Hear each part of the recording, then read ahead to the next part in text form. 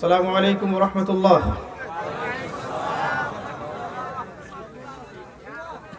الحمد لله والصلاة والسلام على رسول الله وعلى آله وأصحابه أجمعين ومن تبعهم بإحسان إلى يوم الدين. إن الحمد لله نحمده ونستعينه من يهده الله فلا مضل له ومن يضلل فلا هادي له ونشهد أن لا إله إلا الله وحده لا شريك له ونشهد أن محمدا عبده ورسوله. أما بعد فقد قال الله تعالى في كلامه المجيد والفرقانه الحميد بعد أعوذ بالله من الشيطان الرجيم. بسم الله الرحمن الرحيم. يا أيها الذين آمنوا اتقوا الله حق تقاته ولا تموتن إلا وأنتم مسلمون. وقال الله تعالى وما آتاكم الرسول فخذوه وما نهاكم عنه فانتهوا. وقال رسول الله صلى الله عليه وسلم إن الله يرفع بهذا الكتاب أقواما ويضع به الآخرين. رب اشرح لي صدري ويسر لي أمري واحلل عقدة من لساني يفقه قولي. اللهم فقهنا في الدين وعلمنا التأويل. آمين يا أرحم الراحمين. اللهم اجعلنا منهم الذين آمنوا وعملوا الصالحات وتواصوا بالحق وتواصوا بالصبر. الحمد لله. যাবতীয় প্রশংসা এবং গুণগান একমাত্র মহিয়ান ও গরিয়ান আল্লাহ সুবহানাহু ওয়া তাআলার জন্য, যে আল্লাহ পাক নাজিল করেছেন মহাবিশ্বের মহাবিশ্বয় মহাগ্রন্থ আল কোরআনুল কারীম, যে আল্লাহ পাক আজকে আমাদেরকে সুস্থ শরীরে অত্র মাহফিলে আসার তৌফিক দান করেছেন। সবাই বলি আলহামদুলিল্লাহ। অগণিত অসংখ্য দরুদ এবং সালাত বর্ষিত হোক মহান আল্লাহ প্রেরিত সর্বশেষ নবী এবং চূড়ান্ত নবী মানবতার মুক্তির দূত মুহাম্মদুর রাসূলুল্লাহ সাল্লাল্লাহু আলাইহি ওয়াসাল্লামের প্রতি। আমরা সবাই দরুদ শরীফ পড়ি। আল্লাহুম্মা সাল্লি আলা মুহাম্মাদ ওয়া আলা আলি মুহাম্মাদ কামা সাল্লাইতা আলা ইব্রাহিম ওয়া আলা আলি ইব্রাহিম ইন্নাকা হামিদুম মাজিদ। আল্লাহুম্মা বারিক আলা মুহাম্মাদ ওয়া আলা আলি মুহাম্মাদ কামা বারাকতা আলা ইব্রাহিম ওয়া আলা আলি ইব্রাহিম ইন্নাকা হামিদুম মাজিদ। সম্মানিত উপস্থিতি, আপনারা কেমন আছেন? আলহামদুলিল্লাহ আলা কুল্লি হাল ওয়া ফি কুল্লি মাকান। আজকে নতুন বছরের প্রথম দিন, তাই না? নতুন বছরের প্রথম দিন আমরা যে আল্লাহ পাকের জিকির দিয়ে তেলাওয়াত দিয়ে দিনের কিছু কথা দিয়ে শুরু করতে পারলাম, এর জন্য আল্লাহ শুকরিয়া আদায় করতে হবে না? আলহামদুলিল্লাহ। অগণিত অসংখ্য মানুষ এই দিনটাকে আল্লাহর আনুগত্যে কাটাতে পারে নাই, পেরেছে? গতকাল কি ছিল ভাই রাতে? আচ্ছা, 31st নাইট। আমরা কি বলতাম? হ্যাপি নিউ ইয়ার, তাই না? তার আগে 4-5 দিন আগে আরেকটা উৎসব ছিল, মেরি ক্রিসমাস, তাই না? 25শে ডিসেম্বর। এটা কি? তো 25শে ডিসেম্বর থেকে শুরু করি। তো 25শে ডিসেম্বর কারা কারা শুভ বড়দিন বলেছেন? হাত উঁচু করে। মাশাআল্লাহ। কারা কারা মেরি ক্রিসমাস বলেছেন? বললে কি সমস্যা? যদি বলি তাহলে কি সমস্যা? সবাই তো বলছে, আমরা কেন বলবো না? আল্লাহ রাব্বুল আলামিন সূরা মারিয়াম নামে একটা সূরা নাযিল করেছেন। কোন সূরা? সূরা মারিয়াম। এই সূরার তেলাওয়াত শুনে একজন খ্রিস্টান রাজা, তার নাম ছিল বাদশাহ নাজাশী। কি নাম ছিল? বাদশাহ নাজাশী। তিনি ছিলেন আবিসিনিয়ার রাজা। আবিসিনিয়া এখনকার ওই জায়গার নাম হচ্ছে ইরিত্রিয়া। কি নাম? ম্যাপ নেবেন, দেখবেন আফ্রিকার একটা কান্ট্রি হচ্ছে ইরিত্রিয়া। তো ওই ইরিত্রিয়ার আগের নাম ছিল হাবাসা। কি নাম ছিল? তো এই হাবাসার রাজার নাম ছিল বাদশাহ নাজাশী, যেখানে মুসলিমদের একটা দল 73 বা 75 জনের একটা দল, আবার কোন কোন বর্ণনা এসেছে 100 জন বা 110 জনের একটা দল মুহাজির, তারা মক্কা থেকে হিজরত করে ওই হাবাসায় গিয়েছিলেন, আবিসিনিয়ায় গিয়েছিলেন। যখন মক্কায় মুসলিমদের উপর প্রচুর নির্যাতন হচ্ছিল, তখন রাসূল সাল্লাল্লাহু আলাইহি ওয়াসাল্লাম সাহাবীদেরকে বলেছিলেন যে তোমরা এই হাবাসায় চলে যাও, এখনকার ইরিত্রিয়া বা আবিসিনিয়ায় চলে যাও। সেখানে একজন রাজা আছে যার নাম বাদশাহ নাজাশী। সে যদিও বা একজন নাসারা বা খ্রিস্টান, কিন্তু তার রাজ্যে কেউ জুলুমের শিকার হয় না। তিনি যদিও ছিলেন একজন খ্রিস্টান, কিন্তু তার রাজ্যে কেউ জুলুমের শিকার হতো না। এই জন্য তিনি মুসলিমদেরকে সেখানে আশ্রয় দিয়েছিলেন। চিন্তা করতে পারেন, নিজের মাতৃভূমি ছেড়ে দ্বীনের কারণে, ইসলামের কারণে, ঈমানের কারণে কিছু মানুষ শত শত মাইল দূরে চলে গেল একটা খ্রিস্টান রাজার দেশে। সেই রাজা সম্পর্কে আমাদের নবীজি বলছেন যে সেই রাজা একজন সৎ ব্যক্তি, তার রাজ্যে কেউ জুলুমের শিকার হয় না। কত বড় স্টেটমেন্ট! এই রাজা বাদশাহ নাজাশী পরবর্তীতে ইসলাম কবুল করেছিলেন এবং আমাদের নবী সাল্লাল্লাহু আলাইহি ওয়াসাল্লাম তার গায়েবানা জানাজার নামাজও পড়েছেন। তো ওই মুসলিমদের ওই দলটার আমির ছিলেন জাফর ইবনে আবু তালেব। কি নাম? জাফর ইবনে আবি তালেব। তিনি রাসূল সাল্লাল্লাহু আলাইহি ওয়াসাল্লামের কে হন? কে বলতে পারবেন? চাচা নন, চাচা তো ভাই। তার চাচার নাম আবু তালেব। আবু তালেব তার স্ত্রী একাধিক ছিলেন। একজনের গর্ভে আলী রাদিয়াল্লাহু আনহু, আরেকজনের গর্ভে জাফর ইবনে আবি তালেব রাদিয়াল্লাহু আনহু। স্ত্রী একাধিক থাকতে পারে। এখনকার সভ্যতা আপনাদেরকে শেখাবে যে একজন ভালো মানুষ একটাই বিয়ে করতে পারে। একটা ভালো মানুষ কখনো একাধিক বিয়ে করতে পারে না, তাই না? তাই না বিষয়টা? একটা ভালো মানুষ কি একাধিক বিয়ে করতে পারে? এখনকার পশ্চিমারা শিখাবে একটা noble man, noble person, noble human being can marry only a women. অন্য কাউকে বিয়ে করতে পারবে না, একাধিক বিয়ে করতে পারবে না। হ্যাঁ, জিনা আপনি করতে পারবেন। আপনি চাইলে বান্ধবী থাকবে, গার্লফ্রেন্ড থাকবে, ওই যে জুয়া, ক্যাসিনো, বার, মেয়ে নিয়ে ফুর্তি করে, এগুলো চলবে, সমস্যা নাই। তো বিয়ে করতে পারবেন। বিয়ে করলে আপনাকে বাঁকা চোখে দেখা হবে। যাই হোক, তো যেটা বলছিলাম, জাফর রাদিয়াল্লাহু আনহু তিনি ছিলেন এই দলের আমির। তো মক্কার কুরাইশরা চিন্তা করলো যে মুসলিমরা যদি সেখানে গিয়ে আশ্রিত হয়ে যায় এবং বাদশাহ নাজাশী যদি তাদেরকে আশ্রয় দেয়, তাহলে আমাদের জন্য বিপদ। তারা উল্টা আমাদের বিপক্ষে নিয়ে আসবে বাদশাহ নাজাশীকে। সেখানে আমাদের ব্যবসা আছে, আমাদের অনেক বাণিজ্য আছে, কূটনৈতিক তৎপরতা আছে, এগুলো ব্যর্থ হবে। তখন মক্কার কুরাইশরা কি করলো, তারা আবার একটা টিমকে পাঠালো, ডেলিগেশন টিম। বোঝেন? যারা পলিটিক্সের সাথে জড়িত তারা বোঝেন কথাগুলো। Delegation team. তো ডেলিগেশন টিম পাঠানো হলো। উদ্দেশ্য হচ্ছে ওই মুসলিমদেরকে ফিরিয়ে মক্কায় নিয়ে আসা, মক্কায় এনে ওদেরকে আবার জুলুম অত্যাচার করবে আর কি। এই ছিল উদ্দেশ্য। তো সেই ডেলিগেশন টিমের প্রধান ছিলেন আমর ইবনে আস। কি নাম ছিল? আমর ইবনে আস রাদিয়াল্লাহু আনহু কিন্তু পরে মুসলিম হয়েছিলেন এবং অনেক বড় একজন সাহাবী হয়েছিলেন, যিনি পরবর্তীতে ওমর রাদিয়াল্লাহু আনহুর সময় মিশরের গভর্নর ছিলেন। তো আমর ইবনে আস রাদিয়াল্লাহু আনহু তখন মুসলিম হননি, তিনি কাফেরদের পক্ষ থেকে গিয়েছেন ডেলিগেশন টিমের প্রধান হয়ে। এবার বাদশাহ নাজাশীর সামনে দাঁড়িয়ে তিনি বলছেন যে যাদেরকে আপনি আশ্রয় দিয়েছেন এরা আমাদের বাপদাদা ধর্ম ত্যাগ করে এখানে এসেছে এবং তারা না আপনার ধর্ম পালন করে না আমাদের ধর্ম পালন করে, তারা নতুন একটা ধর্ম নিয়ে আসছে পৃথিবীতে। তো বাদশাহ নাজাশী তাকে জিজ্ঞাসা করলেন, তুমি চাওটা কি, তুমি কি চাচ্ছ আমার কাছে? সে বলল, আমি চাচ্ছি আপনি তাদেরকে আমার সাথে ফিরিয়ে দেন, যাতে করে আমি তাদেরকে নিয়ে মক্কায় যেতে পারি। আমার কথা কি বুঝতে পারছেন? আচ্ছা, এগুলো সিরাতের বইয়ের মধ্যে আছে।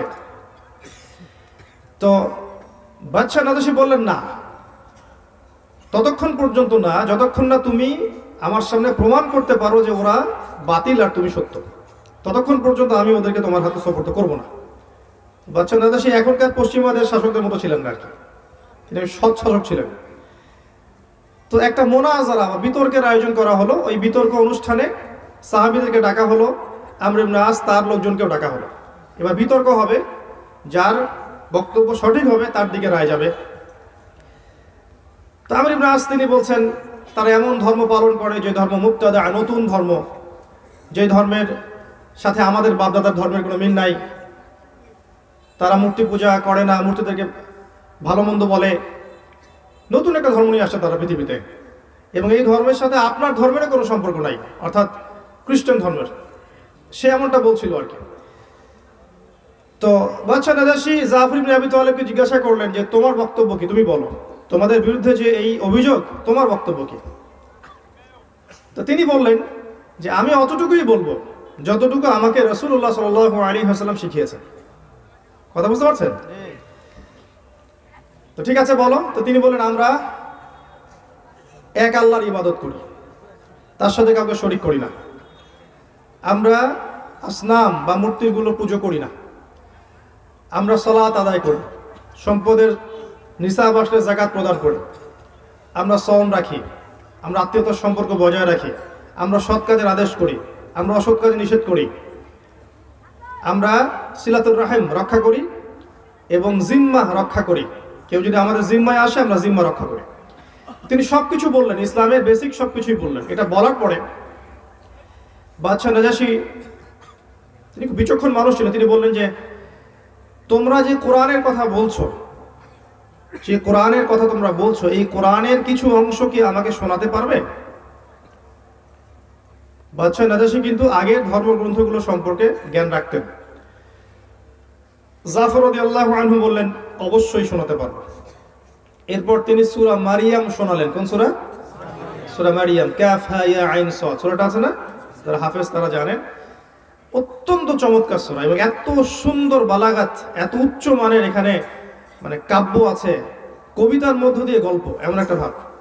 এবং প্রচুর নবীদের ঘটনা এখানে আছে, এবং স্পেশালি যে নবীদের সাথে খ্রিস্টান ধর্মের সম্পর্ক আছে, যেমন ইয়াহইয়া, জাকারিয়া, এই ঈসা, তার মা মারিয়াম, এই সবার গল্প কিন্তু এই সূরার মধ্যে আছে। এই সূরার তেলাওয়াত চলছে। তেলাওয়াত শুনতে শুনতে শুনতে শুনতে এক পর্যায়ে বাদশাহ নাজাশীর চোখ দিয়ে দরদর করে পানি পড়তে থাকলো। তার দাড়ি মোবারক, তার দাড়িটা ভিজে গেল। তার দাড়িটা এই মোবারক তেলাওয়াতে অশ্রু দিয়ে ভিজে গেল, এবং সে মাটি থেকে একটা কাঠি উঠালো, উঠিয়ে বলল যে এই কোরআনে যা বলা আছে, এই কোরআনে আল্লাহ যা বলেছেন এর সাথে বাস্তবতার এতটুকু পর্যন্ত পার্থক্য নাই। বাদশাহ নাজাশী একজন খ্রিস্টান ছিলেন, এবং তিনি এই কথাটা বলেছিলেন যে ইন্না হাযাল কোরআন, নিশ্চয় এই কোরআন, ওয়াল্লাযী জাআ আলা ঈসা ইবনে মারইয়াম, এবং যেটা ঈসা আলাইহিস সালামের কাছে এসেছে, লা ইয়াখরুজু মিন মিশকাতিন ওয়াহিদা, নিঃসন্দেহে সেটা একটা আলোর দুইটা কিরণ মাত্র। এই স্টেটমেন্টটা করলেন বাদশাহ নাজাশী, মানে ওই যে তাওরাত এবং জাবুর এবং ইনজিল যে উৎস থেকে এসেছে, নিঃসন্দেহে কোরআনও সেই উৎস থেকেই এসেছে। এটা স্বীকার করলেন বাদশাহ নাজাশী। এই সূরার শেষের দিকে গিয়ে দেখবেন, যেটা বলার জন্য আমি এত বড় ভূমিকা টানলাম, এই সূরাটার শেষের পৃষ্ঠাগুলো পড়বেন, দেখবেন আল্লাহ পাক ওখানে বলেছেন যে ওয়াকালু ইত্তাখাযার রাহমানু ওয়ালাদা, তারা বলে যে রহমান, রহমান কার নাম? রহমান সন্তান জন্ম দিয়েছেন, নাউযুবিল্লাহ। তারা এই কথা বলে, লাকাদ জিতুম শাইআন ইদ্দা, তোমরা একটা ভয়ঙ্কর মিথ্যা কথা নিয়ে এসেছো।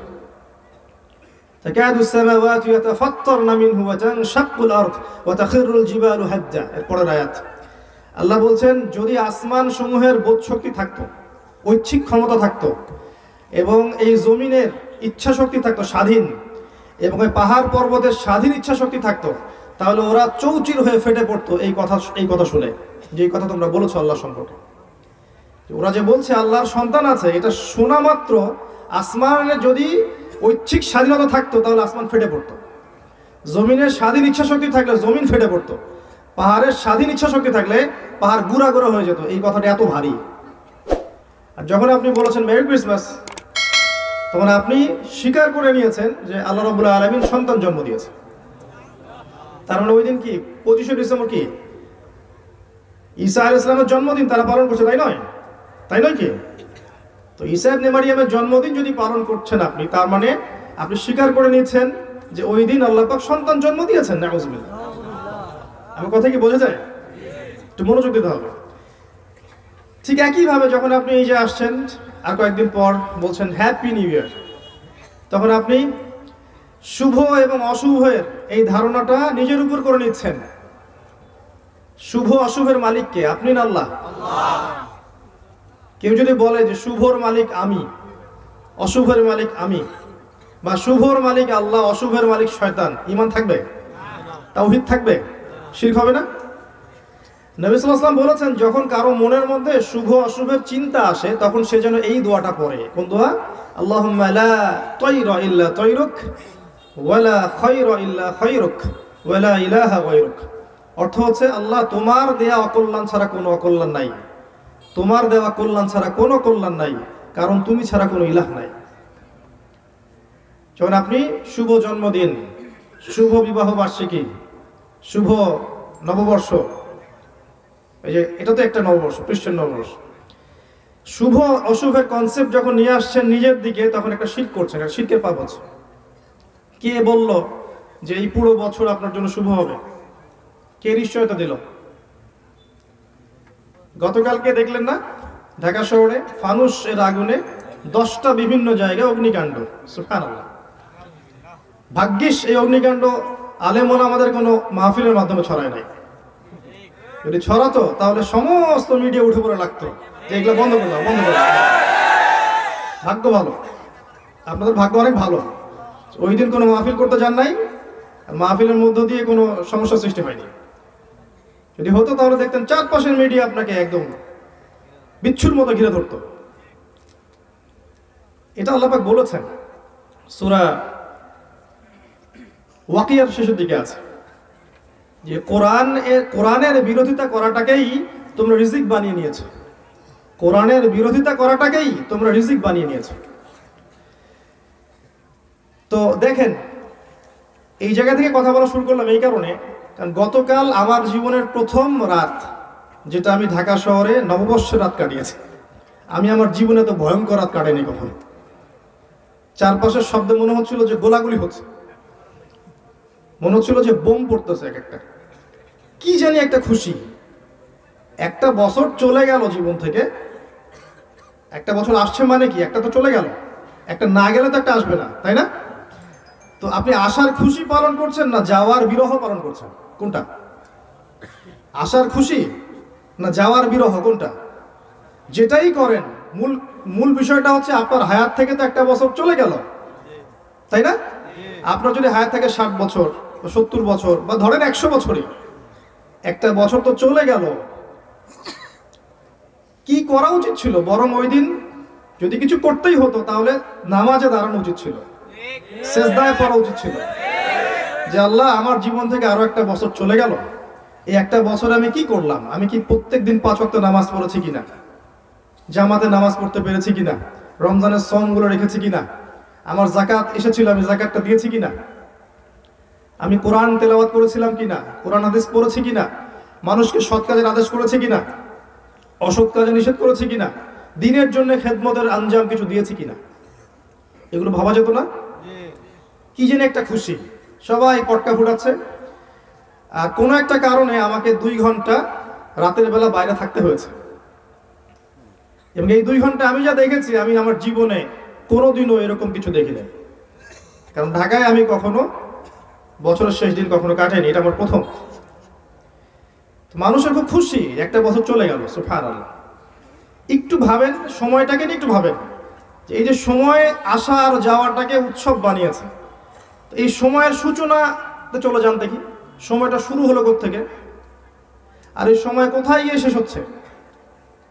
সময় নিয়ে চিন্তা করতে থাকলে আপনি আল্লাহর ধারণা পাবেন, আপনি আল্লাহর অস্তিত্ব বুঝতে পারবেন।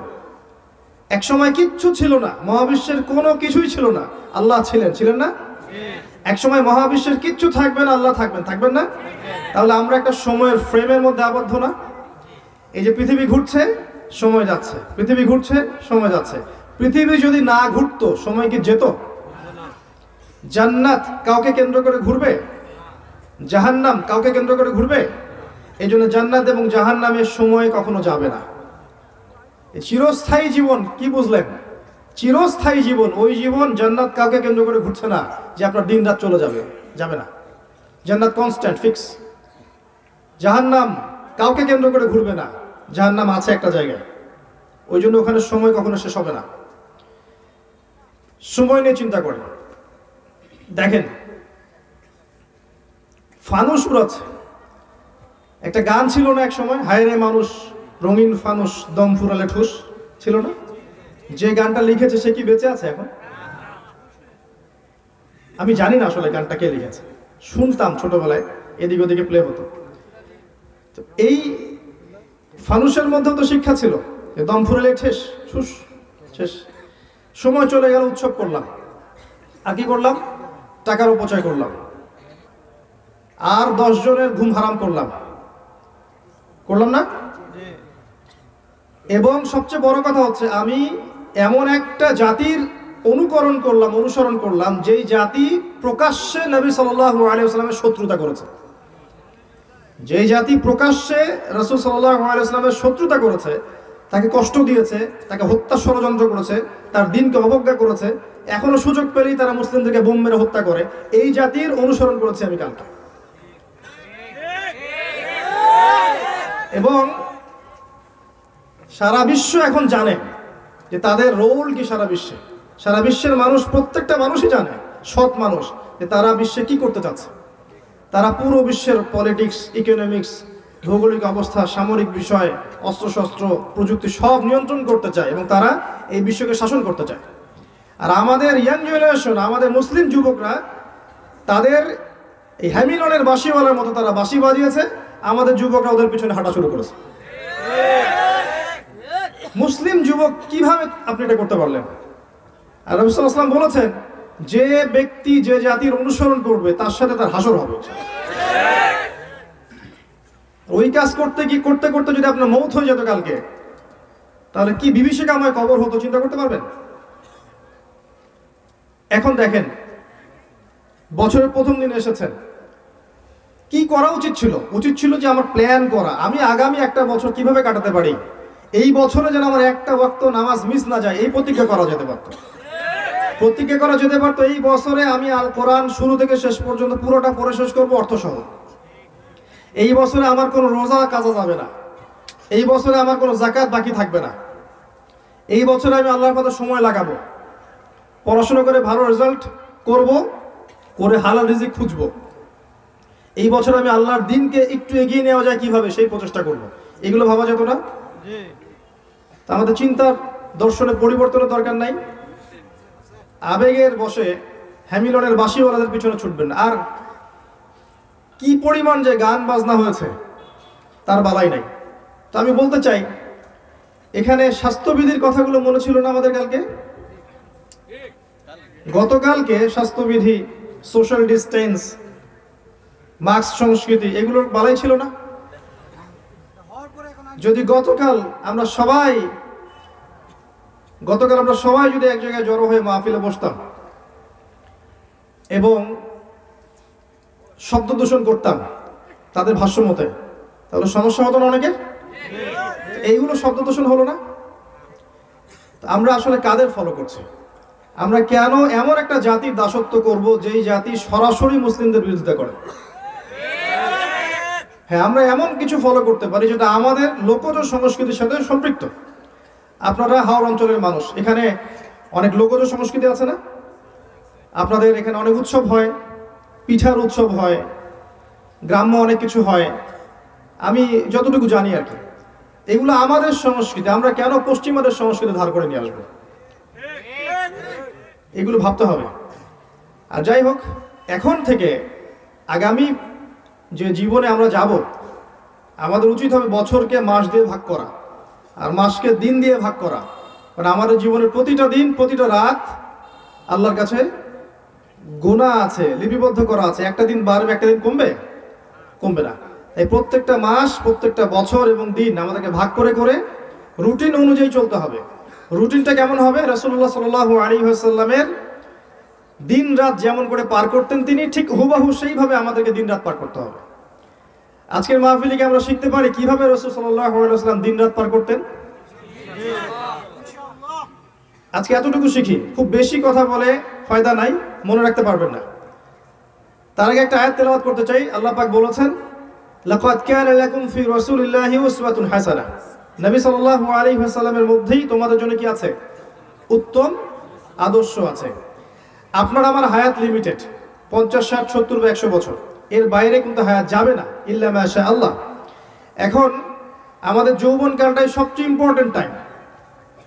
কৈশোর শৈশবে আমরা খুব একটা ভালো মন্দ বুঝি না, আর বার্ধক্যে শরীরে শক্তি থাকে না, ইবাদত করতে পারি না। এই যৌবনের সময়টুকুকে আমাদের উচিত বছর, মাস, দিনে ভাগ করা। প্রথমত আপনার উচিত জীবনের উদ্দেশ্য ফিক্স করা, যে আপনি জীবনের উদ্দেশ্যটা কি আপনার। যদি জীবনের উদ্দেশ্য হয় বস্তুবাদিতা বা বাড়ি গাড়ি, টাকা পয়সা, স্ট্যাটাস, তাহলে আপনি মরিচিকার পিছনে ছুটছেন। কিসের পিছনে? মরিচিকা বোঝেন? কি বলে আপনাদের ভাষায়? ওই যে গ্রীষ্মকালে রাস্তার মধ্যে দেখা যায় পানি আছে, আসলে ওখানে পানি থাকে? মরিচিকা। জি। জীবনের উদ্দেশ্য কি হবে? আল্লাহ পাক সূরা আলে ইমরানের মধ্যে বলেছেন, কুল্লু নাফসিন যায়িকাতুল মাউত, প্রত্যেকটা নফসকে মৃত্যুর স্বাদ গ্রহণ করতে হবে, তাই না? ওয়া ইয়াওমা তুওয়াফাউনা উজুরাকুম ইয়াওমাল কিয়ামা, এবং ইন্নামা তুওয়াফাউনা উজুরাকুম ইয়াওমাল কিয়ামা, কিয়ামতের মাঠে তোমরা তোমাদের পূর্ণ প্রতিদান পেয়ে যাবে। ফামান যুহজিহা আনিন নার ওয়া উদখিলাল জান্নাতা ফাকাদ ফাজ, যে ব্যক্তিকে জাহান্নামের আগুন থেকে বাঁচানো হবে এবং জান্নাতে প্রবেশ করানো হবে, একমাত্র সেই ব্যক্তি সফল, আর কেউ সফল না। তো এখানে সাফল্যের সংজ্ঞা পেলাম। জীবনের উদ্দেশ্য কি হবে তাহলে? জান্নাত। এই জান্নাতে যাওয়ার জন্য আপনাকে দুনিয়াতে যেভাবে চলা উচিত সেভাবেই চলতে হবে, এর নাম হচ্ছে ইসলাম। আর বাড়ি গাড়ি, টাকা কড়ি, স্ট্যাটাস, যে বিষয়গুলো আছে, এগুলো আমাদের প্রয়োজন হতে পারে দুনিয়ায়। যদি আপনি আল্লাহর হয়ে যান, আল্লাহ দুনিয়াকে আপনার পায়ের সামনে লুটিয়ে দিবেন ইনশাআল্লাহ। যদি আপনি আল্লাহর হয়ে যান, নিজেকে আল্লাহর করে দেন, আল্লাহর জন্য ওয়াকফ করে দেন, আল্লাহ আপনার দুনিয়ার প্রয়োজন বুঝবেন না? আপনাকে আল্লাহ খাওয়াবেন না? থাকার জায়গা দিবেন না? সবই আল্লাহ ব্যবস্থা করবেন। কিন্তু যখন আপনি আল্লাহকে ভুলে গিয়ে দুনিয়ার পিছনে ছুটবেন, তখন আল্লাহ পাক আপনার উপর নারাজ হয়ে দিবেন, কিন্তু নারাজ হয়ে দিবেন। কোন কাফের মুশরিক কি না খেয়ে থাকে নাকি? তাদেরকে আল্লাহ দেন না? বাড়ি দিয়েছেন, গাড়ি দিয়েছেন, টাকা দিয়েছেন, কত কি দিয়েছেন। এগুলোকে আল্লাহ পাক খুশি হয়ে দিয়েছেন? ফিতনায় দিয়েছেন, পরীক্ষা করার জন্য দিয়েছেন। আল্লাহ পাক অন্য সূরায় বলেছেন যে তাদের চাকচিক্য দেখে হে নবী আপনি বিচলিত হয়েন না। তাদের এইসব দুনিয়ার চাকচিক্যগুলো দেখে আপনি মনে কষ্ট পেন না, বিচলিত হয়েন না। পরকালে ওদের জন্য আমি মর্মান্তিক শাস্তি প্রস্তুত করে রেখেছি। এই দুনিয়ার জীবনটাই প্রকৃত জীবন নয়। প্রথমে উচিত আমাদের জীবনের উদ্দেশ্য ফিক্স করা। তারপরে কি? তারপরে জ্ঞান অর্জন। যখন আমি জীবনের উদ্দেশ্য ফিক্স করেছি জান্নাত, এখন আমাকে ওখানে যেতে হবে, জ্ঞান অর্জন করতে হবে। ইকরা বিসমি রাব্বিকাল্লাযী খালাক, ওই আয়াত থেকে চলে আসেন, জ্ঞান অর্জন করতে হবে। আর জ্ঞান অর্জন করতে গেলে কি কি বিষয়ে জ্ঞান অর্জন করবেন অনেক দিন আমি বলেছি, আবারও বলছি। অনেকে বলতে পারেন বারবার বলার কি দরকার, আমি তাদেরকে বলবো সূরা আর রহমান পড়ে দেখুন। আল্লাহ পাক একই কথা কতবার বলেছেন? 31 বার বলেছেন। আর কোরআন এমন একটা কিতাব যেখানে আল্লাহ পাক একটা শব্দেরও অপচয় করতে চান না। একটা শব্দের অপচয় আল্লাহ পাক করবেন? সেই আল্লাহ পাক 31 বার বলেছেন ফাবি আইয়ি আলা'i রাব্বিকুমা তুকাযিবান। কি জন্য বলেছেন তাহলে? নিঃসন্দেহে ওখানে কোনো গুরুত্বপূর্ণ বিষয় আছে, তাই না? বারবার স্মরণ করে দেওয়া হচ্ছে। যুব সমাজের জন্য সবচেয়ে গুরুত্বপূর্ণ বিষয় এখন পড়াশোনা করা। আমি বারবার স্মরণ করছি আপনাদেরকে। আপনি জেনারেল লাইনেই পড়েন আর মাদ্রাসাতেই পড়েন, আপনার জ্ঞানটাকে দিনের খেদমতে কাজে লাগাতে হবে। পারবেন না? আপনি ফিজিক্সে পড়েন, আর্টসে পড়েন, সায়েন্সে পড়েন, কেমিস্ট্রিতে পড়েন, কমার্সে পড়েন, বিবিএ করেন, এমবিএ করেন, ডক্টরেট পড়েন, মেডিকেল সায়েন্সে পড়েন, ইঞ্জিনিয়ারিং পড়েন, যেই জ্ঞানই অর্জন করেন না কেন, আপনার ভিত্তি যদি ইসলামিক হয়, আপনার জ্ঞানটাকে আপনি ইসলামের কল্যাণে কাজে লাগাতে পারবেন না? একজন ভালো ডক্টর, সৎ, যার ভিতরে ইসলামিক মূল্যবোধ আছে, তার দ্বারা মানুষ সেবা পেতে পারে না? উপকৃত হতে পারে না? সবাইকে কি হুজুর হতে হবে? কখনো না। একজন ইঞ্জিনিয়ার, ভালো ইঞ্জিনিয়ার, সে কি দিনের খেদমত করতে পারবে না? একজন চেয়ারম্যান, এমপি, মন্ত্রী, সমাজের নেতা, যার ভিতরে ইসলামিক মূল্যবোধ আছে, তার ওই ক্ষমতাকে কাজে লাগিয়ে সে কি ইসলামের খেদমত করতে পারবে না? সম্ভব না। সবাইকে কি হুজুর ইমাম হতে হবে? না।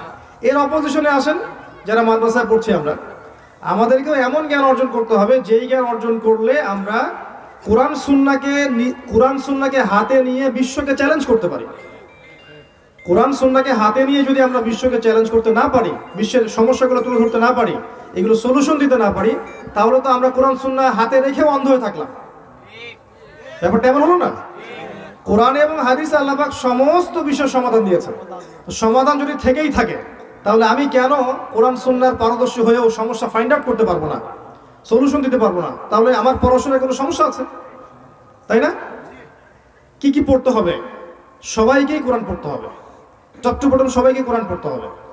কোরআনের তেলাওয়াত নিয়ত করতে পারবেন? প্রত্যেকদিন এক পারা করে তেলাওয়াত করবেন। প্রত্যেকদিন অন্তত এক পারা তেলাওয়াত করতে পারবেন না? এক পারা তেলাওয়াত করতে কতক্ষণ লাগতে পারে ভাই? 1 ঘন্টা, 2 ঘন্টা? 2টা ঘন্টা টিভি দেখে নষ্ট করি না, ইউটিউবে নষ্ট করি না, ফেসবুকে নষ্ট করি না? 2 ঘন্টা কোরআন পড়লে আল্লাহকে সময় দেওয়া হলো না? কোরআনকে সময় দিলে আপনার হায়াতে বরকত হবে, রিজিকে বরকত হবে। কোরআন আপনার পক্ষে সাক্ষী দিবে, কিয়ামতের মাঠে কোরআন আপনার পক্ষে সাক্ষী দিবে। একটা অক্ষর তিলাওয়াত করবেন 10টা করে নেকি পাবেন। আলিফ লাম মিম বলে 30টা নেকি পাবেন। কত ইম্পর্টেন্ট সূরাগুলো আছে, এগুলো পড়লে এক এক সূরার এক এক ফজিলত।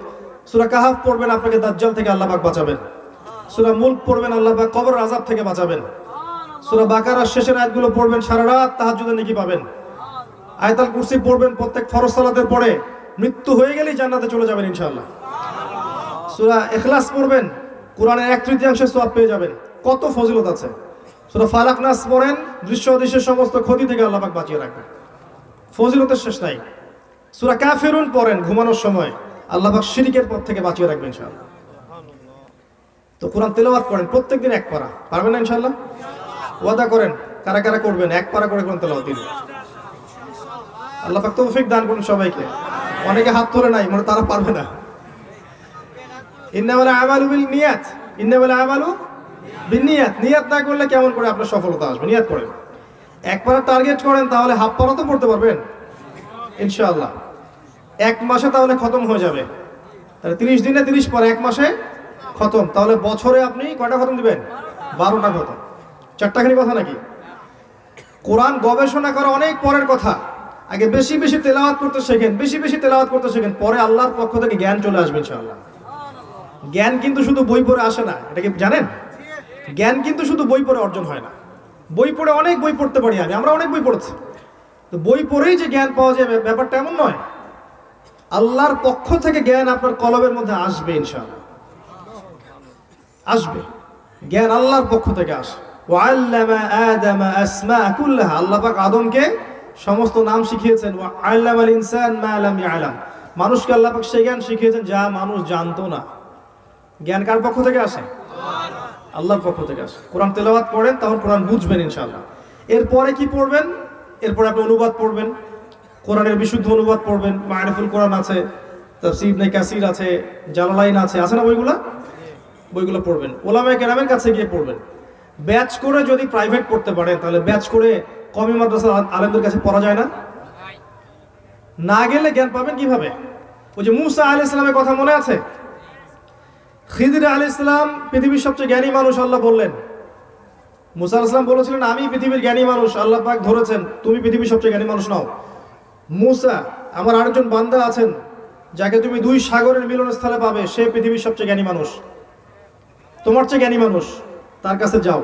মুসা আলাইহিস সালাম আগ্রহ দেখালেন, আমি তার কাছে থেকে জ্ঞান শিখতে চাই। মুসা আলাইহিস সালাম একজন নবী হওয়া সত্ত্বেও জ্ঞান শিখতে গিয়েছেন, দূর দূর সফর করেছেন। তা আমাদের জ্ঞান শেখার জন্য কষ্ট করার দরকার নাই? আলেম ওলামাদের কাছে যাওয়া লাগবে না? মাদ্রাসায় যান, কওমি মাদ্রাসার ওলামায়ে কেরাম যারা আছেন সেখানে যান। তাদের অ্যারাবিক বেসটা অন্যান্য মাদ্রাসার চাইতে অনেক অনেক অনেক বেশি ভালো, অনেক বেশি স্ট্রং।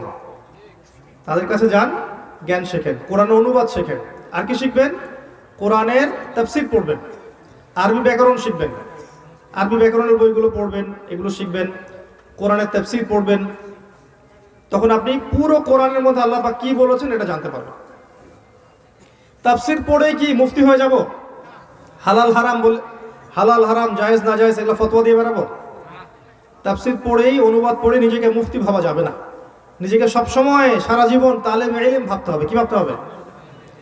তো এই যে যেগুলো পোস্টারের মধ্যে লেখা হয় এগুলো আসলে মনের মধ্যে রিয়া এবং অহংকার নিয়ে আসে না? আমরা কি সবাই তালেবে ইলম নই? আমরা সবাই তালেবে ইলম, আমরা জ্ঞানের ছাত্র। তো এই যে বড় বড় কথাগুলো লেখা হয়, পোস্টারিং মাইকিং করা হয়, এগুলো আমি খুবই বিব্রত হই আসলে। আমরা শুধুমাত্র একজন তালেবে ইলম, জ্ঞানের ছাত্র, এটা নিয়েই থাকতে চাই। আলহামদুলিল্লাহ, জ্ঞানের শেখার কোনো শেষ আছে?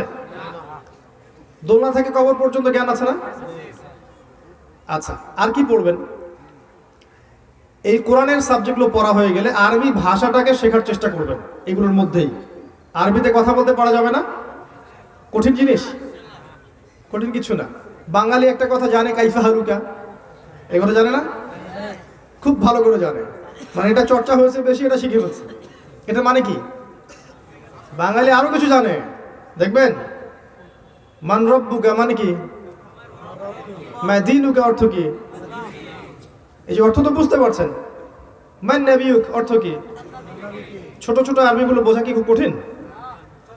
চর্চার দরকার আছে। আপনার স্ত্রী, মা, বোন এরা হিন্দি বোঝে না? বোঝে না? বাসায় গিয়ে বলেন তুমি কেসি হো, দেখবেন যে আপনাকে হিন্দি দিয়ে উত্তর দিবে। কিভাবে শিখলো? বলেন কিভাবে শিখলো? আরবি দেখেছে, আরবি শুনেছে, আরবি চর্চা করেছে, হিন্দি দেখেছে, হিন্দি শুনেছে, হিন্দির সংস্কৃতির মধ্যে ঢুকে গেছে। কোনো স্কুল, কলেজ, বিশ্ববিদ্যালয়ে কি পড়ানো হয়েছে? তারপরে শিখে গেছে। কিভাবে শিখলো? চর্চা। আপনারাও চর্চা করেন আরবি 2 বছর, দেখবেন 2 বছরের মধ্যে আরবি শিখে ফেলছেন ইনশাআল্লাহ। আরবি শিখলে সবচেয়ে বড় লাভটা হচ্ছে আপনি কোরআনের ভাষা বুঝতে পারছেন, যে ভাষা আল্লাহ কিতাব নাজিল করেছে। এটা সবচেয়ে বড় কথা। আর নবী সাল্লাল্লাহু আলাইহি ওয়াসাল্লামের হাদিসগুলো বুঝতে পারবেন, যেগুলো আল্লাহ পাক ওই ভাষায় আমাদেরকে জানিয়েছে। এই ভাষা শেখার দরকার আছে না? এটা শেখেন। এটা হয়তো বৃদ্ধদের জন্য কষ্টকর হবে, অনেকের জন্য কষ্টকর হতে পারে, কিন্তু ইয়াংদের জন্য কিন্তু কষ্টকর নয়। যারা তরুণ আছেন তারা চাইলে শিখতে পারবেন। আল্লাহ পাক তৌফিক দান করুন, আমিন। এরপরে আপনি হাদিসের কিতাবে যাবেন। হাদিসের কিতাবের মধ্যে গিয়ে আপনি প্রথমেই বড় বড় কিতাবগুলো পড়বেন না। আমার কথা একটু মনোযোগ দিয়ে শুনেন। বড় বড় কিতাবগুলো আগে পড়বেন না, প্রথমে ছোট ছোট বইগুলো, সহজ বইগুলো পড়বেন। যেমন বই হাতে নেবেন, এই যে মিশকাতুল মাসাবিহ, বুলুগুল মারাম মিন আদিল্লাতিল আহকাম, এই যে আপনার ফয়জুল কালাম, ঠিক আছে, এই যে আপনার হাদিসে আরবাঈন, হ্যাঁ, এই ছোট ছোট বইগুলো যেগুলো সহজ বই। তারপরে আপনি একটু উঁচুতে যাবেন, এখানে গিয়ে আপনি আবু দাউদ পাবেন, তিরমিজি পাবেন, নাসাই পাবেন, ইবনে মাজাহ পাবেন। পরে হাই স্কেলে গিয়ে আপনি বুখারী, মুসলিম গুলো হাত দিবেন, তার আগে দিবেন না। এক লাফে কি কেউ কলেজে পড়তে পারে? অনেক যুবকের একটা সমস্যা আছে, তারা কিন্তু সরাসরি দেখা যায় বুখারী হাতে নিয়ে ফেলে, মুসলিম হাতে নিয়ে ফেলে, এবং সেখানকার অনেক কিছু বুঝতে পারে না। আর যখন বুঝতে পারে না তখন মনে করে যে ইসলাম মনে হয় অপ্রাসঙ্গিক, বা কোরআনের আয়াত একটা বলছে, হাদিস একটা বলছে, এমন মনে করে না? এবং দেখবেন যারা নতুন নতুন দিনের পথে চলে আসে, এসে এই যে সরাসরি বুখারী, মুসলিম পড়তে শুরু করে, এরা কিন্তু আলেম ওলামার সাথে তর্ক করে বেশি, তাই না? এটা ঠিক না, এটা ঠিক না, আপনার এটা ভুল, এটা ঠিক, বুখারীতে এটা আছে, মুসলিম এটা আছে, বলে না? ওই হাদিসগুলো বোঝার জন্য যে গ্র্যাজুয়ালি তাকে আসা উচিত ছিল, এই ধাপগুলো সে কিন্তু উত্তীর্ণ হয়ে আসে নাই। এর ফলশ্রুতিতে সে কিন্তু ফিকহটা বুঝতে পারে না। এই কারণে প্রথমে কঠিন বই হাত দিবেন না, সহজ বইগুলো দিয়ে আস্তে আস্তে উপরে যাবেন, ঠিক আছে? আর বই কেনার অভ্যাস করবেন, প্রত্যেকের বাসায় একটা করে লাইব্রেরি করবেন। কে কে রাজি আছেন হাত তোলেন। প্রত্যেকের বাসায় একটা করে ছোট ছোট লাইব্রেরি করবেন, লাইব্রেরির মধ্যে এই বইগুলো থাকবে।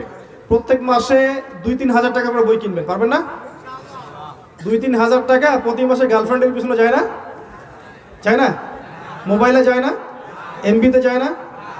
ইউটিউব, ফেসবুকিং করতে যায় না? 3,000 টাকা দেখবেন, আল্লাহ 3 কেন, আল্লাহ 10,000 টাকার ব্যবস্থা করে দিবে, যে নিয়াত করে। আপনাদের থেকে ঢাকা অনেক কাছে, ঢাকায় যাবেন, বাংলা বাজার আছে না, ইসলামিক টাওয়ার, ওখানে গিয়ে দেখবেন প্রচুর লাইব্রেরি আছে, এবং এমন কোনো বই নাই যেখানে পাবেন না। বইয়ের নাম লিখে যাবেন, লেখকের নাম নিয়ে যাবেন, ওখানে লিস্ট দিবেন, বই নিয়ে চলে আসবেন। প্রতি মাসে বই কিনতে থাকেন, দেখবেন 1-2 বছরের মধ্যে আপনার বাসায় একটা লাইব্রেরি হয়ে গেছে। মাসা বইকে সময় দেন, যাদের বউ নাই বেশি করে বইকে সময় দেন। আর শুনেন শুনেন, বিয়ের পরে পড়াশোনা খুব বেশি একটা হয়ে ওঠে না। পড়াশোনা যা করার বিয়ের আগে করেন, পড়াশোনা বিয়ের পর হয় না এমনটা বলি নাই, কিন্তু ডিফিকাল্ট হয়। সময় বের করা এবং মনোযোগ রাখা এবং সব বিষয়ে ব্যালেন্স করা একটু ডিফিকাল্ট হয়। এটা ডিফিকাল্ট হবে কারণ অনেক রেসপন্সিবিলিটি আসবে, আপনার দায়িত্ব আসবে, রিজিকের ব্যাপার আসবে। আপনি তখন দিনে 10 ঘন্টা 12 ঘন্টা সময় দিতে পারবেন না। এখন পারবেন, এই সময়টা পড়াশোনা করে নেন। এখন মনে হচ্ছে যে বিয়েটাই মনে সব কিছু, পরে করার পরে বুঝবেন দিল্লি গেলে লাড্ডু খাওয়াচ্ছে না খাওয়াই ভালো ছিল মনে হয়, এরকম মনে হবে আর কি। না অবশ্যই করবেন, করবেন না তা বলছেন, অবশ্যই করবেন, নবীর সুন্নাহ। তবে বলছি আগে পড়াশোনাটা শেষ করেন, সুন্দর করে পড়াশোনা শেষ করেন, হালাল রিজিকের ব্যবস্থা করেন, আল্লাহর কাছে নেককার স্ত্রী চান, আল্লাহ পাক দিবেন ইনশাআল্লাহ। হ্যাঁ, যদি এমন স্ত্রী আপনার ঘরে আসে যে নিজেও মাশাআল্লাহ পড়ুয়া, দিন বোঝে, আল্লাহর প্রতি মহব্বত আছে, রাসূলের মহব্বত আছে, দেখবেন আপনি দুনিয়াতেই জান্নাতে থাকবেন ইনশাআল্লাহ। আর যদি দেখেন আপনি এক ধাঁচের আর আপনার স্ত্রী মাশাআল্লাহ ওই জিন্স আর গেঞ্জি ধাঁচের, তাহলে দেখবেন আপনার এই জীবনটা জাহান্নাম হয়ে গেছে। তার চাহিদা পূরণ করতে করতে আপনার জীবন শেষ। তো ওই ভুল করতে যায় না, ওই ভুল করতে যায় না। আগে পড়াশোনা শেষ করেন সুন্দর করে, তারপরে এদিকে ফোকাস করেন। এরপরে আর কি করবেন? সিরাতের বই পড়বেন। নবী সাল্লাল্লাহু আলাইহি ওয়াসাল্লামের জীবনী আছে না, জীবনের বইগুলো পড়বেন। আর রাহিকুল মাকতুম, উসওয়াতুল হাসানা, তারপরে নবী রহমান, গোলাম মোস্তফা, দি প্রফেট, অনেক বই আছে। এগুলো কিনে কিনে বাসায় ভর্তি করেন এবং সিরাতের উপরে এত দক্ষতা অর্জন করেন যেন আপনি নবীর জীবনীটা মুখস্থ বলতে পারেন। পারবেন না? যারা ফিজিক্স, কেমিস্ট্রি, বায়োলজিতে পড়ছেন, অনার্স মাস্টার্স পড়ছেন বিভিন্ন বিশ্ববিদ্যালয়ে, তারা অনেক বড় বড় সাহিত্যিকের, কবির জীবনী মুখস্থ করেছেন না? জন্মসাল, মৃত্যুসাল, কে কি বই লিখেছেন, বিসিএস এর কোচিং করছেন, করেছেন না? তাহলে আমাদের নবী মুহাম্মদ সাল্লাল্লাহু আলাইহি ওয়াসাল্লামের জীবনীটা মুখস্থ করা যাবে না? ইনশাআল্লাহ তাআলা চেষ্টা করেন, আল্লাহ পাক তৌফিক দিবেন ইনশাআল্লাহ। জীবনী না জানলে আপনি কোরআনের কোন আয়াত কোন প্রেক্ষাপটে এবং কোন হাদিস কোন প্রেক্ষাপটে এটা ধরতে পারবেন না। এটা বোঝার জন্য আপনাকে সিরাতটা জানতে হবে। এটা হলো 3টা সাবজেক্ট বললাম, একটা বলেছি কোরআন, একটা বলেছি হাদিস, একটা কি বলেছি? সিরাত। এর মাঝখানে আরবিক ল্যাঙ্গুয়েজের কথা বলেছিলাম, আরবি গ্রামারের কথা বলেছি। এরপরে পড়বেন ফিকহ, ফিকহের বইগুলো পড়বেন। ওলামায়ে কেরামের কাছে যান, ফিকহের ক্লাসিক্যাল বই আছে। হানাফি মাযহাবের অনেক বই আছে ফিকহের ক্লাসিক্যাল, একদম ফিকহুল মুয়াসসার থেকে শুরু করে একদম কুদুরি হেদায়া পর্যন্ত দেখবেন প্রচুর ফিকহের বই আছে। আরও অনেক ফিকহের বই আছে, ফিকহুস সুন্নাহ থেকে শুরু করে লাইব্রেরিতে গিয়ে দেখবেন ফিকহের উপর অনেক বই আছে। এই বইগুলো কালেক্ট করেন, কালেক্ট করে ওই যে আবার একই সূত্র, সহজ বইগুলো আগে পড়েন, আস্তে আস্তে আস্তে আস্তে কঠিন বইয়ের দিকে যান। দেখবেন ইনশাআল্লাহ ফিকটা না জানলে আপনি শরীয়তের কোনটা ফরজ, কোনটা ওয়াজিব, কোনটা মুস্তাহাব, কোনটা নফল, কোনটা কি এটা বুঝতে পারবেন না। যারা এটা বুঝতে পারে না তারা কি করে জানেন? দেখবেন যে ছোটখাটো মাসআলাগুলোকে নিয়ে মসজিদ ভাগ করে রেখে দিবে, ফরজ ঐক্য নষ্ট করে দিবে ছোট একটা মাসআলার জন্য। ওর বুঝই নাই যে কোনটাকে বেশি গুরুত্ব দেওয়া লাগবে, কোনটা কম। উম্মার ঐক্যটা বেশি গুরুত্বপূর্ণ নাকি আমাদের ইখতিলাফপূর্ণ মাসআলাগুলো বেশি গুরুত্বপূর্ণ বলেন তো? আমরা সবাই ইউনাইটেড উম্মাহ হয়ে থাকবো, এটা বেশি গুরুত্বপূর্ণ নাকি আমরা ইখতিলাফপূর্ণ মাসআলাগুলোকে নিয়ে মসজিদ ভাগ করব, কোনটা বেশি গুরুত্বপূর্ণ? যা এটা বোঝার জন্য আপনার পিএইচডি করার দরকার আছে। এই সামান্য সেন্স অফ হিউমার তৈরি হবে না যদি আপনি ফিক না জানেন। তখন মনে হবে না আমি ছাড় দিবই না, আমি হাত বাঁধার জন্য প্রয়োজনে মসজিদ থেকে বাইরেও চলে যাব, তারপরেও আমি মসজিদে যাব না, মানে এরকম চিন্তা চলে আসবে। নিঃসন্দেহে এটা নেক্সট সুরত ধোঁকা। এটা কি আমরা বলি? এটা সহি ভুল পথ, এটা সহি ভুল পথ। তো আল্লাহ পাক বোঝার তৌফিক দান করেন। ফিকহের বইগুলো পড়েন। এরপরে কি পড়বেন? এরপরে পড়বেন ইসলামের ইতিহাস, ইসলামিক হিস্ট্রি। একটা জাতির ইতিহাস না জানলে, এই যে আমরা আমাদের জেনারেশন যদি আমাদের বাঙালি জাতির ইতিহাসগুলো না জানে, তারা কি আমাদের ওই বাপ দাদাদের সেই শৌর্য বীর্যের কথা জানতে পারবে? আমরা কোন জাতি ছিলাম, কত ফাইট করে করে আমরা এই জায়গায় আসছি জানতে পারবে? একইভাবে মুসলিমরা কিভাবে এই বিশ্বে মাথা তুলে দাঁড়ালো, রাসূলুল্লাহ সাল্লাল্লাহু আলাইহি ওয়াসাল্লামের যুগ, তারপর সাহাবায়ে কেরাম, আবু বকর সিদ্দিকের যুগ, ওমর ইবনে খাত্তাবের যুগ, উসমান বিন আফফানের যুগ, আলী ইবনে আবি তালেবের যুগ রাদিয়াল্লাহু আনহুম আজমাইন। এরপরে কিছুকাল ইমাম হাসান তার যুগ, তারপরে মুয়াবিয়া রাদিয়াল্লাহু আনহুর শাসন, উমাইয়া খেলাফত, দেন আব্বাসীয় খেলাফত, এরপর যে ফাতেমি, এদিকে মামলুক, কর্ডোভা ইসলামিক শাসন, তুরস্কের ওসমানীয় খেলাফত, মোগলদের শাসন। এই সমস্ত ইতিহাস না জানলে আপনি কি বুঝতে পারবেন আমরা কোন জাতি? তখন আপনি হীনমন্যতায় ভুগবেন। আপনি ইতিহাস পড়লে দেখবেন আমরা সেই সিংহের জাতি, আমরা ওই বীরের জাতি, যারা এই বিশ্বকে, অর্ধেক বিশ্বকে আমরা শাসন করেছি একসময়। আজকে এটা সম্পূর্ণ ভুলে গেছি আমরা, তাই না? আমাদের আজকে মাথা নিচু হয়ে গেছে। বডি ল্যাঙ্গুয়েজ বলে একটা কথা আছে না, ওই বডি ল্যাঙ্গুয়েজ দেখবেন ডাউন আমাদের এখন। তো ওই হিস্ট্রি জানলে আপনার বডি ল্যাঙ্গুয়েজ হাই হবে, যে না আমি সেই জাতির মানুষ যাদের সাথে গর্বিত বিশ্বের ইতিহাস জড়িত আছে। এখনো পশ্চিমা বিশ্বের দিকে তাকিয়ে দেখেন, ওই কান্ট্রিগুলোর যে স্থাপত্য শিল্প সেগুলো আমাদের হাতে করা, ওদের মেডিকেল সায়েন্সের ভিত্তি আমাদের হাতে করা, ওদের সায়েন্সের ভিত্তি আমাদের হাতে করা, সব ভিত্তিগুলো আমাদের কাছ থেকে নিয়েছে, কারণ আমরা শাসন করেছি সারা বিশ্ব এক সময়। এই মোগল যারা ছিল, যে মঙ্গোলিয়ান, এরকম হিংস্র জাতিকে আমরা দমিয়ে দিয়েছি পৃথিবীর বুকে। এমন কোন জাতি ছিল না যেটা মুসলিমের সামনে দাঁড়াতে পারত। এই যে মোহাম্মদ বিন কাসিমের হিস্ট্রি কয়জন জানে? তারেক মিজিয়াদের হিস্ট্রি কয়জন জানে? কয়জন জানে বলেন? এই ইতিহাসগুলো জানতে হবে না? ইতিহাস জানলে পরে আপনি আপনার শেকড় খুঁজে পাবেন। আজকে আমরা শেকড় হারা জাতি। মুসলিমরা, যুবকরা জানে না আমরা কার জাতি। মুসলিম যুবকরা যদি জানতো যে আমরা কার জাতি, আমরা কোন মানে ট্রাইব বিলং করি, তাহলে তারা আজকে মাদকদ্রব্য খায়, তারা আদৌ মিউজিকের পিছনে ছোটে, তারা এই যে হারাম অ্যাফেয়ার্সের পিছনে ছোটে, তারা পর্নোগ্রাফির পিছনে ছোটে। বরং যেখান থেকে এগুলো আসছে ওই সভ্যতাকে তারা ঘৃণা করত। তারা যদি জানতো যে আমরা কোন জাতি, তাহলে এগুলোকে তারা ঘৃণা করত। ইতিহাস পড়েন প্রিয় ভাইরা, দেশের ইতিহাসও পড়বেন।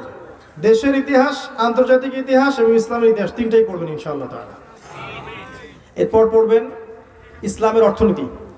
ইসলামিক ইকোনমিক্স খুব বেসিক একটা সাবজেক্ট। এই সাবজেক্টে জ্ঞান না থাকলে আপনি বিশ্বের প্রতারণাপূর্ণ অর্থনীতি ধরতে পারবেন না।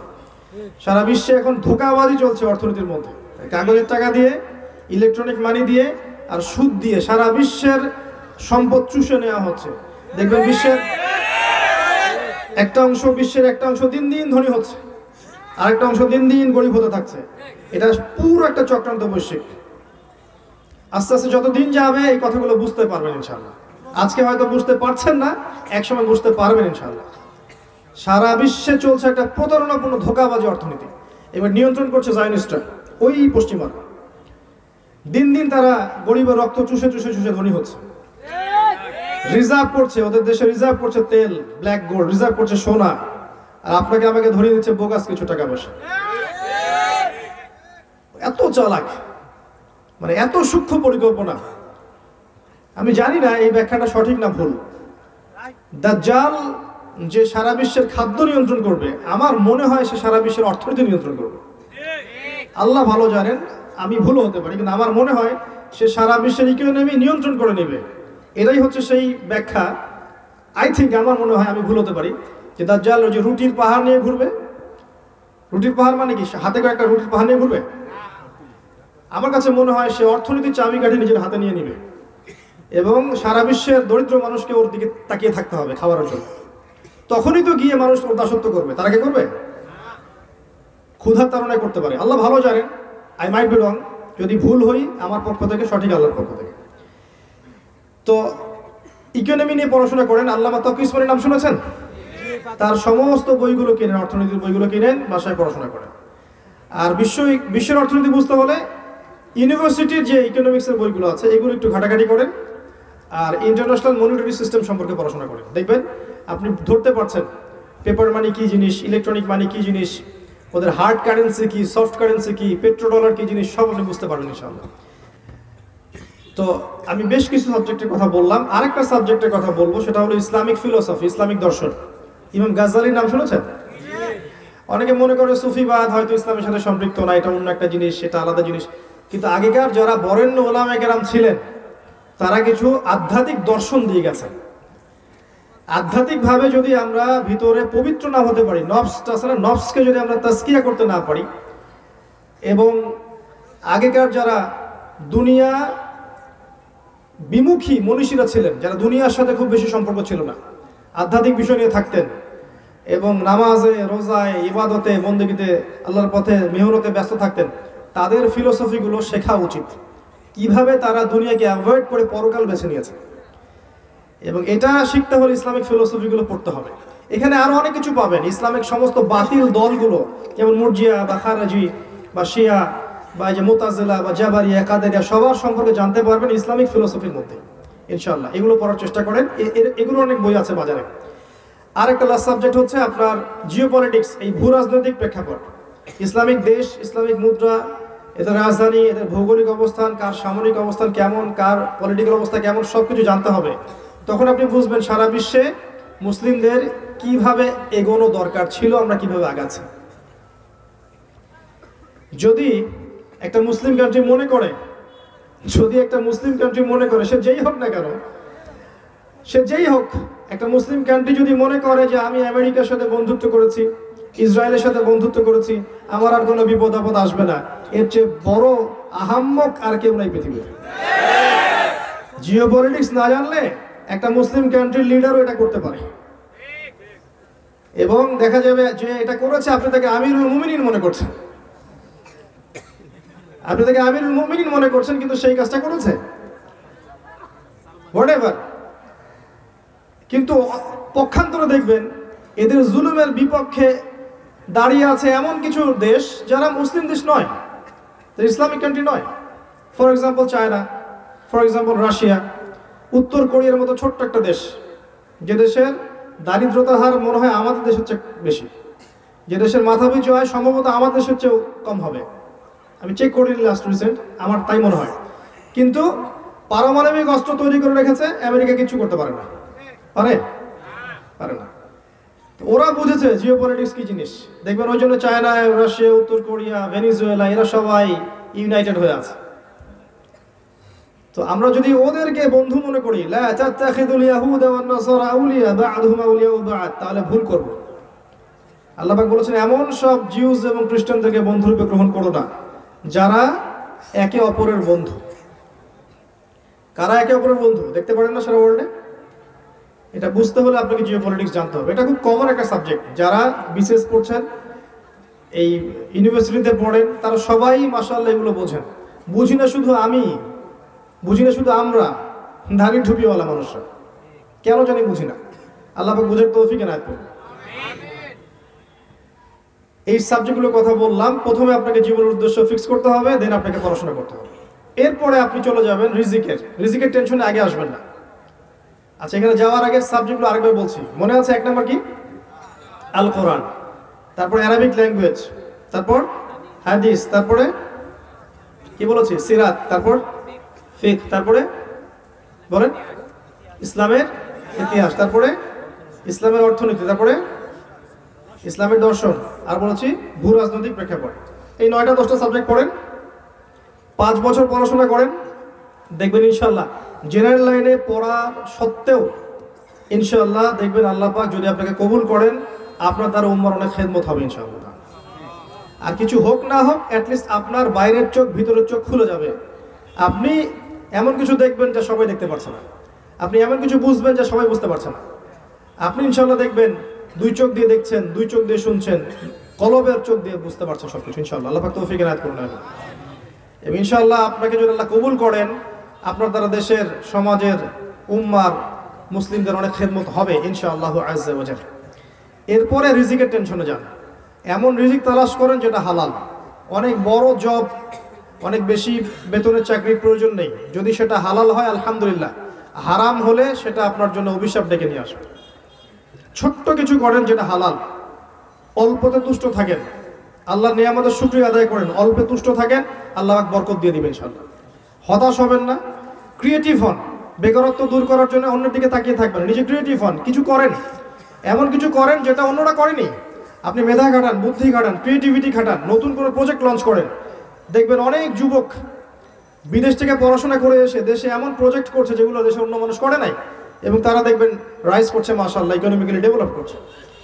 তো শুধু একটা সিস্টেম শিখে নিয়েছেন, পড়াশোনা করব, চাকরি করব, বিয়ে করব, বাচ্চা কাচ্চা পয়দা করব, মারা যাব, এই সিস্টেমের দিকে গেলেন কেন?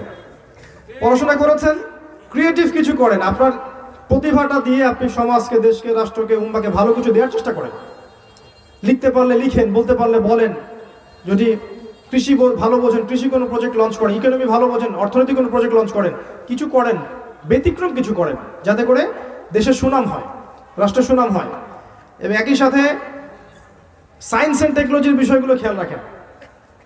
এখানে এমন কিছু করার চেষ্টা করেন যাতে করে মুসলিমরা মুসলিমদের প্রযুক্তি দিয়ে এগোতে পারে। পারা যাবে না? রিজিকের ক্ষেত্রে আল্লাহর প্রতি তাওয়াক্কুল করে নেন, অল্পে তুষ্ট থাকেন, হালাল রিজিক সার্চ করেন, সুরে যায় না, ঘুষে যায় না, দুর্নীতিতে যায় না, অন্যের সম্পদ আত্মসাৎ করতে যায় না। তাহলে এই রিজিক দিয়ে আপনার ইবাদত বন্দেগী কবুল হবে না। এরপরে বিয়ে শাদীতে যান, আদর্শ পরিবার গঠন করেন, নেককার স্ত্রীকে বিয়ে করেন, সুসন্তান জন্ম দেন, তাদেরকে ভালোভাবে মানুষ করেন। আপনি যে সময়টা আল্লাহর পথে থাকতে পারেন নাই, আপনার সন্তানদেরকে সেই সময়টা দেন, ওরা যেন ওই ভুলটা না করে যে ভুলটা আমি করেছি। এমন করে আপনি প্ল্যান করেন। মেয়ে সন্তান হলে তাকেও এগিয়ে নেন, বাড়ির স্ত্রীকে এগিয়ে নেন, আপনার বোনকে এগিয়ে নেন, আপনার মাকে শেখান, মহিলাদের মধ্যে তালিম ছড়িয়ে দেন, তাদের মাঝে দিনের চর্চা ছড়িয়ে দেন, পর্দা ছড়িয়ে দেন।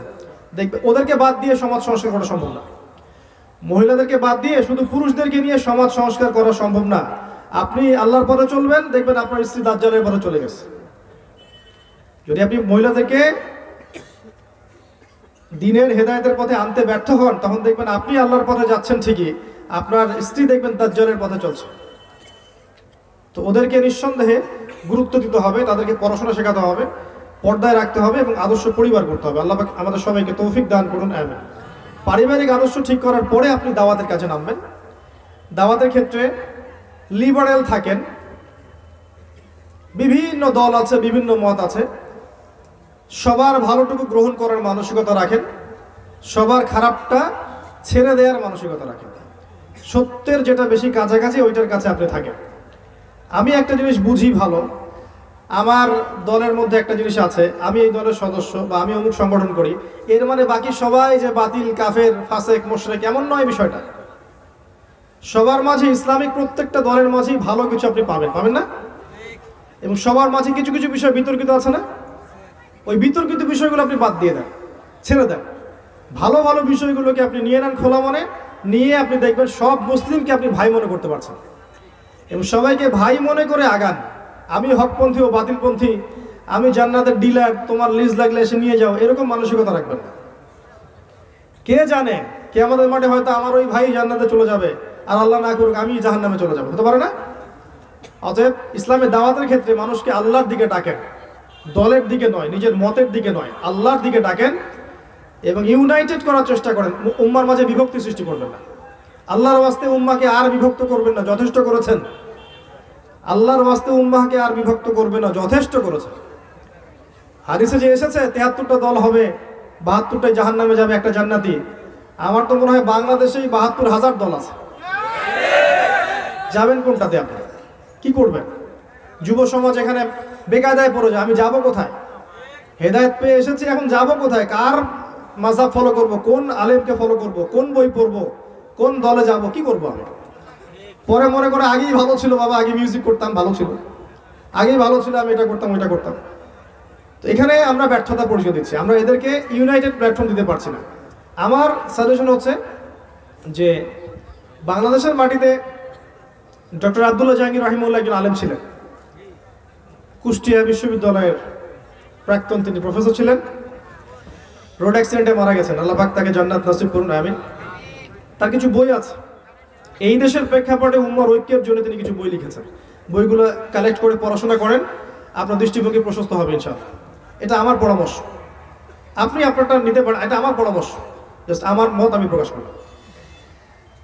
সবাইকে ভাই মনে করে মানুষের ভালোটুকু নেন, খারাপটুকু ছেড়ে দেন, ইনশাআল্লাহ দেখবেন উম্মার মাঝে ঐক্য হবে। আল্লাহ পাক তৌফিক ইনায়াত করুন, আমিন। যতক্ষণ পর্যন্ত একটা জাতি ঐক্যবদ্ধ হতে পারবে না, ততক্ষণ পর্যন্ত একটা জাতি কখনোই বিশ্ব জয় করতে পারবে না। পারবে? কখনো পারবে না।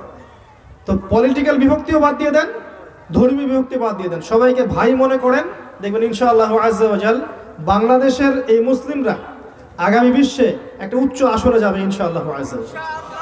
এই কাজগুলো করেন। এর পাশাপাশি লাস্ট নসিহত যেটাতে শুরু করেছিলাম, লাস্ট নসিহত হচ্ছে আপনার দিনকে 24 ঘন্টায় ভাগ করে প্রত্যেকটা কাজ রাসূলুল্লাহ সাল্লাল্লাহু আলাইহি ওয়াসাল্লামের সুন্নাহ মাফিক করার চেষ্টা করেন। পারবেন না? ঘুমাবেন তার সুন্নাহ মতো, ঘুম থেকে উঠবেন তার সুন্নাহ মতো, ঘুমানোর আগে দোয়া পড়বেন, আয়াতুল কুরসি পড়বেন, 3 কুল পড়বেন, সূরা বাকারার শেষের আয়াত পড়বেন, সূরা মুলক পড়বেন, ঘুমাবেন। উঠবেন, উঠে ওঠার দোয়া পড়বেন, ওযু করবেন, ওযুর আগে পরে দোয়া পড়বেন, মসজিদে যাবেন, মসজিদে যাওয়ার সুন্নাহ আদায় করবেন, নামাজ পড়বেন, নামাজের সুন্নাহ আদায় করবেন, নামাজের শেষে বসে জিকির করবেন, সুন্নাহ আদায় করবেন। কোরআন তেলাওয়াত করবেন, পড়াশোনা করবেন সুন্নাহ মতো। এরপরে বাথরুম যাবেন, খাওয়া দাওয়া করবেন সুন্নাহ মতো। স্কুলে যাবেন, কলেজে যাবেন, বিশ্ববিদ্যালয়ে যাবেন, সেখানে জ্ঞান অর্জন করবেন নবীর সুন্নাহ মতো। পারবেন না? ব্যবসায় যাবেন, ব্যবসা করবেন নবীর সুন্নাহ মতো। চাকরিতে যাবেন নবীর সুন্নাহ মতো। সমাজ চালাবেন নবীর সুন্নাহ মতো। বাসায় ফিরে আসবেন, পরিবারকে সময় দিবেন নবীর সুন্নাহ মতো। কাজগুলো করা কি খুব কঠিন? হিসনুল মুসলিম বইটার নাম শুনেছেন? এই বইটা অ্যাপসও পাওয়া যায়, গুগল প্লে স্টোরে আছে। এই অ্যাপসটা বা বইটা কিনেন, ডাউনলোড করেন। এখানে দেখবেন সারা দিনের প্রতিটা কাজের দোয়া দেওয়া আছে। এছাড়া সুন্নাহ শেখার আর অনেক বই আছে। যারা সুন্নাহ শেখাচ্ছে তাদের সাথে সময় দেন, দিন রাতের সুন্নাহগুলো শেখেন। সারাটা দিন রাত নবী সাল্লাল্লাহু আলাইহি ওয়াসাল্লামের সুন্নাহ মতো জীবনযাপন করেন। আপনার জীবনের প্রতিটা কাজ, প্রত্যেকটা কাজই ইবাদত হয়ে যাবে ইনশাআল্লাহ। আপনার খাওয়া, পড়া, ঘুমানো, টয়লেট করা থেকে শুরু করে আপনার সমাজ চালানো, ব্যবসা করা, অর্থনীতি চালানো, রাষ্ট্র চালানো, প্রত্যেকটা কাজই হয়ে যাবে ইবাদত ইনশাআল্লাহ তাআলা। এটাই হচ্ছে সেই আয়াতের ব্যাখ্যা, ওয়া মা খালাকতুল জিন্না ওয়াল ইনসা ইল্লা লিয়াবুদুন। আমি জিন আর মানুষকে শুধুমাত্র আমার ইবাদত করার জন্য সৃষ্টি করেছি। আজকে আমি এখানে শেষ করছি। আমি যে নসিহতগুলো করলাম, এই নসিহতগুলোকে একটু ফলো করার চেষ্টা করেন। আল্লাহ আমাকে তৌফিক দান করুন, আপনাদের সবাইকে তৌফিক দান করুন। আমি গুটিয়ে নিচ্ছি, আলোচনা গড়িয়ে নিচ্ছি, একটু বসেন। আমি বলেছি প্রথমে অপসংস্কৃতি ফলো না করে আমাদের ইসলামিক সংস্কৃতি ফলো করার কথা, শিরকে না গিয়ে তাওহীদে থাকার কথা, বেদাতে না গিয়ে সুন্নতে থাকার কথা। এরপর আমি বলেছি আপনাদের জীবনের উদ্দেশ্য ফিক্স করতে হবে, যৌবনকালটাকে কাজে লাগাতে হবে। আরও বলেছি পড়াশোনা করবেন কনস্ট্রাকটিভ সিলেবাসে, সাবজেক্টগুলোর নাম বলেছি বইসহ। এরপরে কি করবেন? এরপরে হালাল রিজিক সার্চ করবেন, আদর্শ পরিবার গঠন করবেন, ইনশাআল্লাহ নেককার স্ত্রী বিয়ে করেন, পরবর্তী প্রজন্মকে মানুষ করেন, আপনার প্রতিভাকে ইসলামের কল্যাণে কাজে লাগান। এবং সর্বশেষ কথা হচ্ছে আপনার দিন রাত নবী সাল্লাল্লাহু আলাইহি ওয়াসাল্লামের সুন্নাহ মতো পরিচালনা করেন। আল্লাহ পাক আপনাদের হায়াতের রিজিকে, ঈমান এবং আমলে বারাকা দান করুন, আমিন। আকুলু কওলি হাযা আস্তাগফিরুল্লাহ লি ওয়া লাকুম ওয়া লিসাইরিল মুসলিমিন। বারাকাল্লাহু লানা ওয়া লাকুম বিল আয়াতিল হাকীম। ইন্নাহু তাআলা জাওয়াদুন কারীমুন রাউফুর রহিম। সুবহানাকাল্লাহুম্মা ওয়া বিহামদিক, আশহাদু আল্লা ইলাহা ইল্লা আনতা আস্তাগফিরুকা ওয়া আতুবু ইলাইক। আসসালামু আলাইকুম ওয়া রাহমাতুল্লাহ।